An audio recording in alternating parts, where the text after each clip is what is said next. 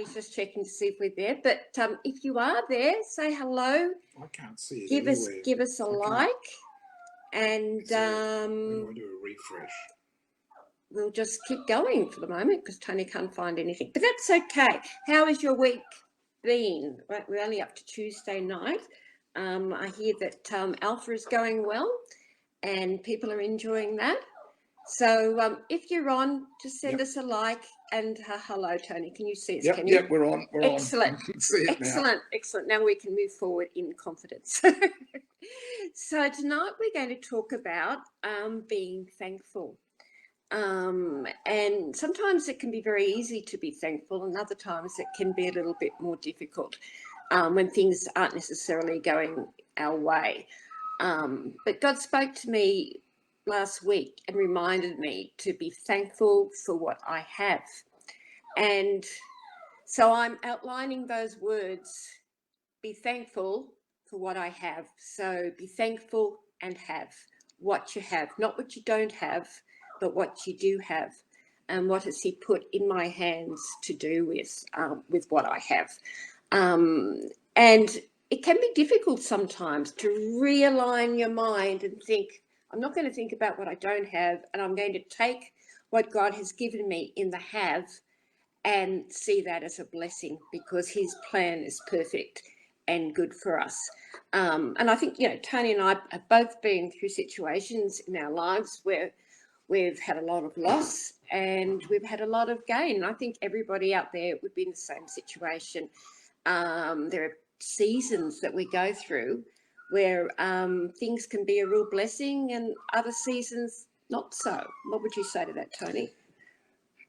Yes, well, I remember when we came back from overseas in 1999, right at the end of 1998, actually, and we'd made a bad investment and lost all our money. Yeah. And so basically we came back from overseas with just the clothes on our back. Yes. And a suitcase. And 3 children. Yeah, and 3 children. Yep. And it wasn't easy. I couldn't get a job for quite a while, no jobs in television.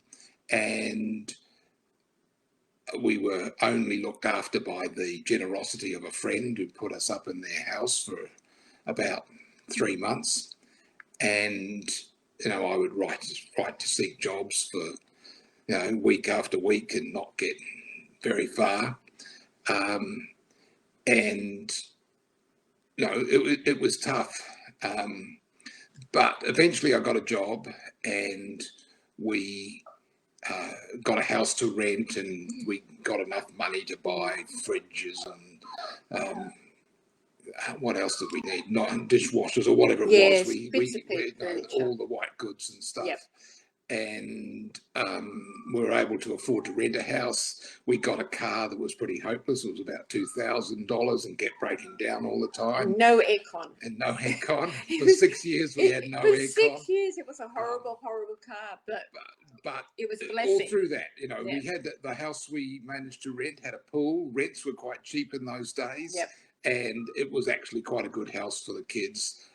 There were no flash holidays or anything like that, but we're able to afford to send them up to a little Christian school up the road, and I got a job. I went on the train every day, working in a government department, and it was okay. We got through. God provided all we needed, and really we were quite comfortable compared to, however, a lot of other people out there. Yes, that's right. Yeah. And I was thinking about this today, and I was thinking about the Israelites and how we can be like them in so many different ways. We're very fickle. We think we know what we want, and then we want something else. And what God wants for us is something completely different. And the Israelites had been rescued from slavery. They'd been crying out to be rescued from slavery. And God answered the prayer, and He rescued them, and they were overjoyed. But then they began to complain for lack of food, and then God provided the food for them, but that wasn't good enough because they wanted the food they had back in Egypt, and then they didn't want to trust God anymore because they wanted things their way, and eventually when they had an opportunity to go into the promised land, they decided to believe the negative things that about the giants in the land, and didn't want to believe about the good fruit in the land and how this was the promised land God had for them. So they actually missed what God had for them by not focusing on what he did have for them. They just saw the negative. And we can be like that ourselves. We can forget to thank God for what we do have in our hands now, and be blessed by that, because he's got a reason and a purpose for why he's given it to us in our hands. So in that situation and in our situation, that brought you, when you lost the property, that brought you to the Lord for the first time. Is God enough for you in that situation? Well, in that situation, more than enough, because he just gave me absolute peace, took away all the worry about how was I going to get out of this financial mess, because we had a massive debt and had to be sorted out. And initially we had to resell the place, or had to sell the place that we had at a massive loss. And we lost all our equity. And it was obviously causing a lot of stress. I had to move money from account to account and account, and it was a juggle. But as soon as I was saved, all the worry went. So that's pretty good. So on the scales, I was thinking of it like a pair of scales, and sometimes we have a whole lot on our side, and we're having blessings and life is overflowing, and other times we don't have as much on our side. But always on God's side, there's always enough. Even when we've got nothing ourselves, God is enough for us because of who he is. Not what he does for us, but for who he is and the promises that we have in him. So I was thinking about this, and I was thinking, well, I mean, he gives us what we have, so he is our provider. So I looked up the meaning of Jehovah Jireh. He is our provider. And I'll just share with you what the words mean. I'll update you a little bit more than just provider, and explain what it's really saying. So Jehovah Jireh means God will provide. And Jehovah means the one true God, the existing one. The one true God, the existing one. And Jireh means see, inspect, to perceive, experience, provide, and consider. So the one true God who we love and worship and follow is our provider, because he sees us.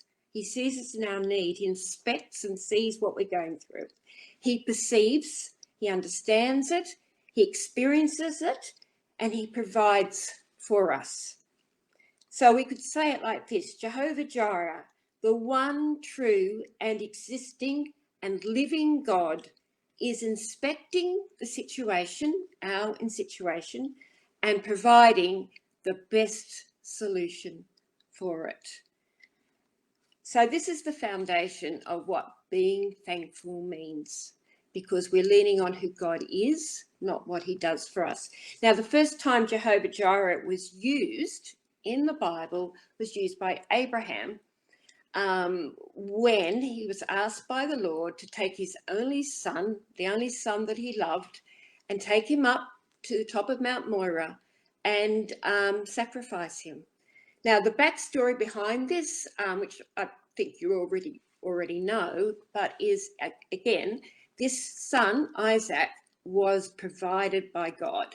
This was a situation where God promised Abraham and Sarah that they would have so many generations of descendants of God's children, more than the stars in the sky.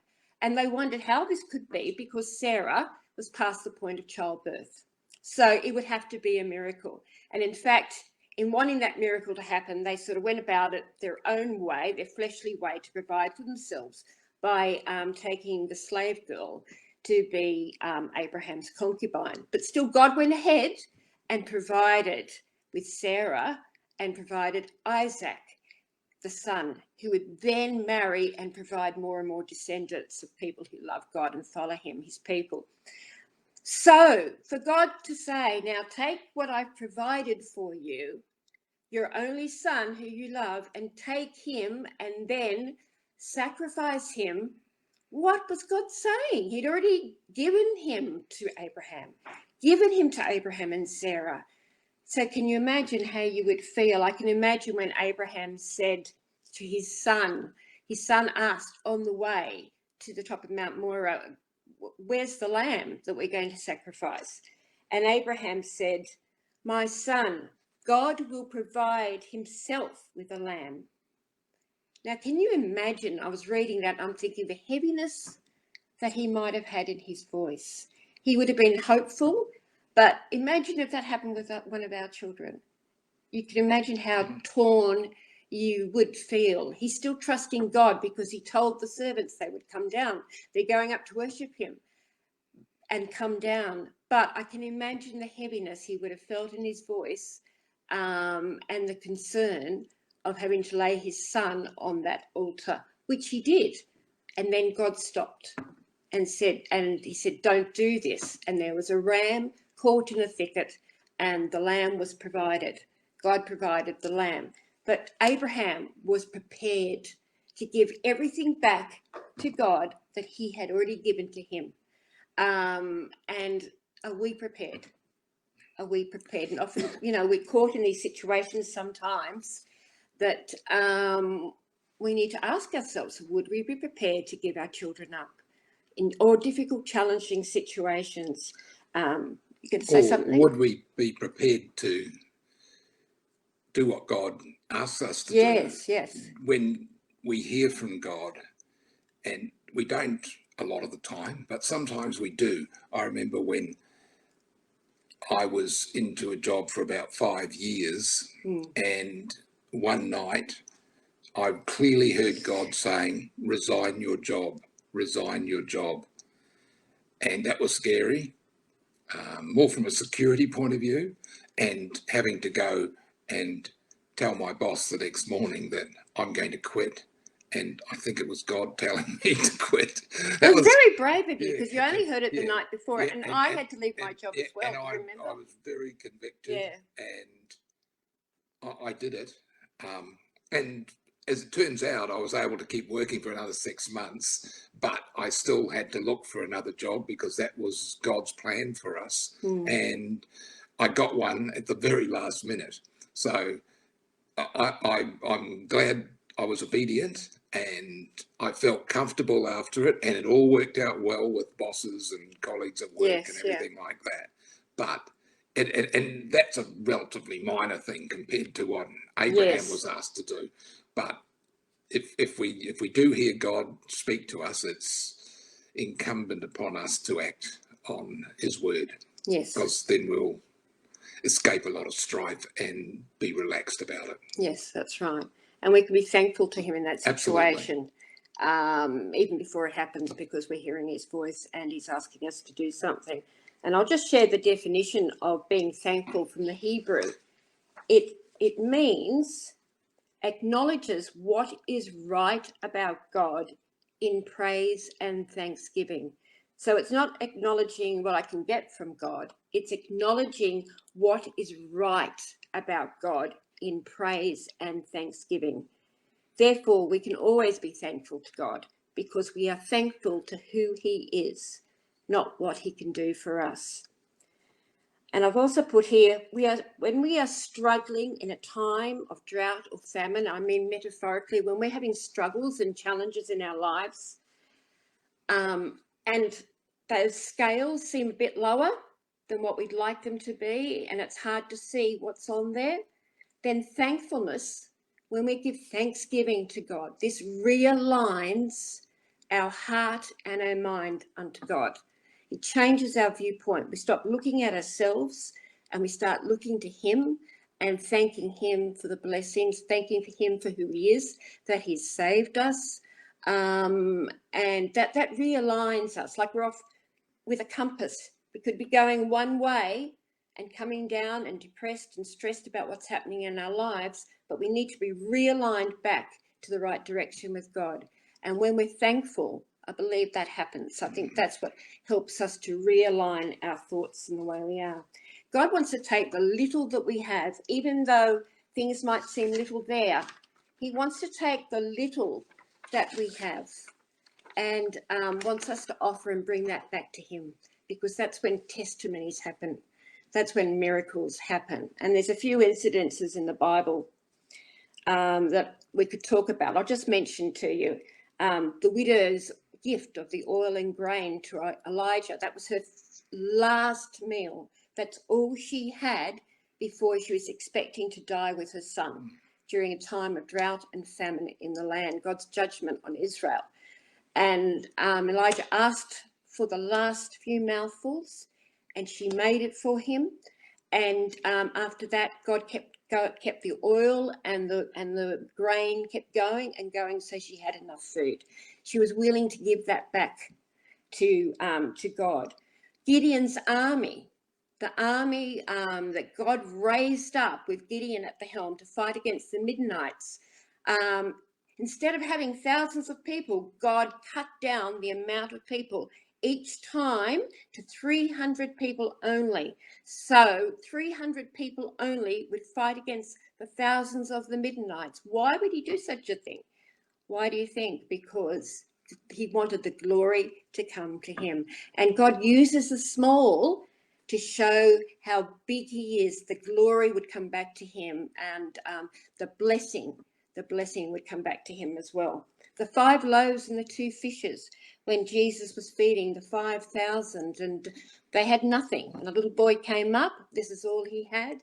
He handed it over and God brought the miracle. And I think when we look, being thankful for what we have, we look at what we have and see God in it and what he has given us, and we give it back to him and ask him and say, Lord, what do you want me to do with what you have given me now? And I think that's when the heart change happens. I know that's what changed my heart this week, when I was concerned about the little that I had, that I was dealing with, and then God showing me what can be done with the little. And God is enough. God is enough, even in the little. And Tony, you were going to talk about being content with your lot. Yeah, like when I go to church, I find it very hard to remember sermons. Sorry, Pastor Harry. But there's not many sermons that I can recall in my life. I just can't. But there's a lot of other things in my life I can't recall because my memory's going anyhow. But one of the things that I do remember was when soon after we came back to Australia, was that one of the elders was talking to us in church, and he was preaching on be content with your lot. And because our lot wasn't great at that time, it just has stuck with me all my life. Be content. And Narelle will tell you, I quote it to her quite a lot, even though the guy who gave the sermon probably never gave anything like that again. But what he preached was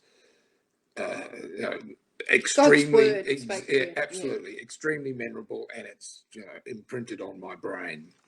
I think what the verse he quoted was this one from Philippians 4:11. I am not saying this because this is Paul in prison. So his lot wasn't very good at that time. He'd been beaten and in stocks. I'm not saying this because I am in need, for I have learned to be content, whatever the circumstances. I know what it is to be in need, and I know what it is to have plenty. I have learned the secret of being content in any and every situation, whether well-fed or hungry, whether living in plenty or in want. I can do all of this through him who gives me strength. And I think that's the verse that stuck on my brain. But in 1 Thessalonians 5:18, it says, give thanks in all circumstances, for this is God's will for you in Christ Jesus. So keep going, stand fast in the faith, whatever your circumstances. In 1 Timothy 6, 6, 6. Yes, but chapter 6, verse 6 to 8. Yep. But godliness with contentment is great gain, for we brought nothing into the world, and we can take nothing out of it. So 23 years ago, I brought nothing into Australia and probably take nothing out of it. And I'm content with that. But if we have food and clothing, we will be content, and shelter and good health. Maybe not. And okay finances. Yeah, we'll be content. And Timothy goes on to say, if I can just extend that a little bit, 6:6. Yeah, but people who long to be rich fall into temptation and are trapped by many foolish and harmful desires that plunge them into ruin and destruction. So let's not fall into temptation. For the love of money is the root of all kinds of evil. And some people craving money have wandered from the true faith and pierced themselves with many sorrows. And that could very much sum up the world we live in today, is that money is dominating everything. Now, there's another story. I'm just going to read from Job. A bit of a bad segue there. In Job, he writes, "Naked I came from my mother's womb, and naked I shall return there. The Lord gave, and the Lord has taken away. Blessed be the name of the Lord." And this reminds me of the story of a man called Horatio Spafford. He was a very successful lawyer, businessman, but he had lots of bad things happen in his life. I think some of his children died when he was young. He was caught up. He lost virtually all his money in the Great Fire of Chicago, 1860 something. So it was around that time. But he's most remembered for when he sent his wife and 4 daughters on a ship to England, and he was going to go with them, but he had to delay his ship, and so he went after them on the ship.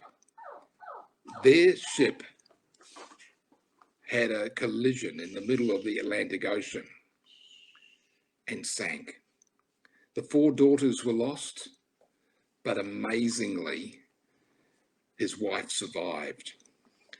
He got on the next ship and he sailed to England. He was going to see his favourite preacher at the time, a guy called Dwight L. Moody. You can look him up. He was quite a big deal at the time, and some people are even quoting his scriptures these days, or his sermons these days. Yeah. But when Horatio Spafford, when he crossed the exact point where his daughters went down, he was inspired to write a hymn or a song that we still sing today. It is well with my soul. It is well with my soul. Now, I can't sing, but I can read the words. And it begins, "When peace like a river attendeth my way, when sorrows like sea billows roll, whatever my lot, thou hast taught me to say, it is well with my soul. It is well with my soul."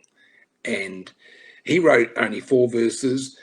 The good thing is that he and his wife met in England, and they went on to have another 4 children, and not all of them survived, but and then one of those daughters added to that song a few decades later. And interestingly, Horatio he gave up the church. He didn't give up his faith, but he gave up the church to go and do good works in Jerusalem. Oh, okay. And he set up the American colony in Jerusalem. That American colony is quite a famous little setting, but it was a bit of a sect, cultish type operation, even though they did very generous things and a lot of good works in uniting all the different faiths there. It was like, it's been described as a bit kooky, but the American colony is still a place there in Jerusalem. It's slightly in the Arab East Jerusalem area, and there's an American colony hotel, which is still one of the biggest hotels in East Jerusalem today. And he discovered that. He died quite young at the age of 60 and was buried in Jerusalem.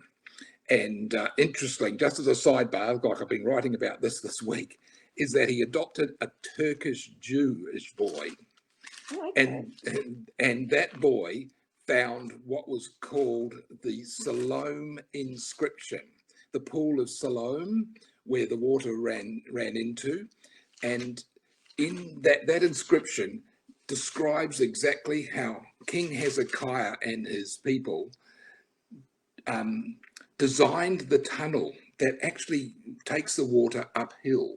I don't know how it worked, but they took it uphill. And Narelle and I walked through the Hezekiah's tunnel. And he found it, but it was in pieces, and then it was confiscated by the Ottoman Empire and taken to Istanbul. But just this week, the Turkish authorities have agreed to give it back to Israel. So now, with all of what we've been talking about, we've also, the big question is, okay, we do a little bit of sacrifice and suffering. What if people are caught up in the Ukraine war? Is God enough for them there? If they're in prison, is God enough for them? If they're persecuted, is God enough? If they're in a concentration camp, is God enough? And I can only refer to testimonies from people who've been in that situation, because it's, we just don't know how we would react in that situation. I really don't. But God is always enough. God, hopefully God would be enough. Yeah. Yeah, it's a matter of what we turn and look up to Him for His life and encouragement. And it's something that it would be such a huge challenge for any of us to be in that situation. And we can't say how we would react at all. But all we can do is lay it before God and say, Lord, you bring me through that. Yeah. Because I couldn't do it in my own strength, and you couldn't do it in your own strength. And no one over in Ukraine could do it in their own strength. But we've just got to pray that people are spreading the gospel there, and the people who do know the Lord are sharing His truth and His life. But what you were sharing about, what's his name again? The one who does all... Horatio Spafford. Yes, okay. The one who did all is well with my soul, which is, we sang that recently at a friend's funeral who loved that song. And it really goes to show how much God brought him through, and how much God would bring any of us through in knowing who He is and having that relationship with Him.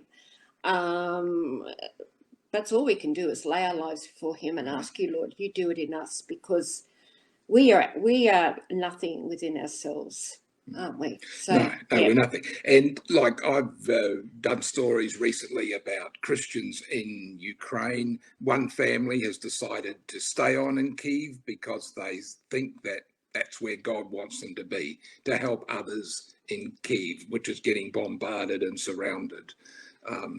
More and more, the squeeze is on there in the capital. A group that actually distributes Bibles. There's a whole warehouse of Bibles there. Demand is through the roof for Bibles in Ukraine, and they're trying to get through the Russian lines to recover the Bibles so that they can be distributed to Ukrainians especially. But even some Russians are asking for it. I think they're Russians who actually live in what is Ukraine. Right. But also a lot of the refugees are asking, the people fleeing to other countries asking for the Bible so that they can read scripture to other refugees who don't know the Lord as they flee in, and they will start their lives with nothing in another country, and God will have to, if they're believers, God will provide for them in their new country. Some are going back to the Jewish ones, or ones with Jewish grandparents. They're able to be welcomed in Israel, and Israel's already taking in about 10,000 of them, and preparing to welcome them because it loves to boost its population and look after Jewish people everywhere. But like with people who are in dire situations, I'm often inspired by the writings of people like Corrie ten Boom in the concentration camp, how her faith got her through, because God was enough for her in the concentration camp. God was enough for Alexander Solzhenitsyn in the gulags. He was enough for Brother Yun, who's the heavenly man in a Chinese prison. He was enough for Richard Wurmbrand, the preacher who got locked up for his faith in Romania for many years. So those are quite uplifting testimonies to God's faith in times of extreme suffering and stress. And that's when his glory shines through, when everything seems to be less than, and you're having nothing, and you're struggling, and things are very, very hard. That's when his glory shines through in those matters, and he takes whatever we have and uses it. When I was looking up the word Jireh, the song came up. There was a song written called Jireh by Elevation Church, and some of the words. Oh, you've got it, have you? Yeah, I've got it here. I'm not sure about the legality of playing it, but I'm not going to. I'll just play it off my iPad. But Narelle will talk first. I'll just say some of the words to you. It was a beautiful, beautiful song, and just some of the words are: "You are Jireh, you are enough. Jireh, you are enough, and I will be content in every circumstance. You are Jireh, you are enough, forever enough, always enough, more than enough, forever enough, always enough, more than enough." And I think that's what our prayer should be. We will always want that he would be enough for us. He is there. And I just want to read from, before Tony plays that music, I just want to read from Matthew 5, when Jesus talks about how we are blessed in different situations. Blessed are the poor in the spirit, for theirs is the kingdom of heaven. When we realize we have nothing without him, then he blesses us because he shows us the kingdom of heaven to us and gives it to us. And then down at the end it says, blessed are you when they revile you and persecute you and say all kinds of evil against you falsely for my name's sake. Like Corrie ten Boom, like the people in Ukrainians might be persecuted for their faith. He says we are blessed then. That is an amazing thing to say. We are blessed when that happens, because that is God being enough, to an oversupply of enough. He is blessing us. We might not see it straight away, but he is. He's blessing us. And he says, rejoice and be exceedingly glad, for great is your reward in heaven. For so they persecuted the prophets who were before you. So when things seem dark and difficult, see and have a look at what God has given you, and turn it and give it back to him, and see what the blessing he'll do for you, because he is enough. You want to play that music? Yes. See if you can hear it. Are we going to come back afterwards? And there it is, and we hope you have a great night. Yes, and I pray that God is enough for you. Yep. Okay, have a good time at your Alpha courses that you get to this week, and we'll see you on Sunday otherwise. And be blessed, every one of you. God bless. God bless.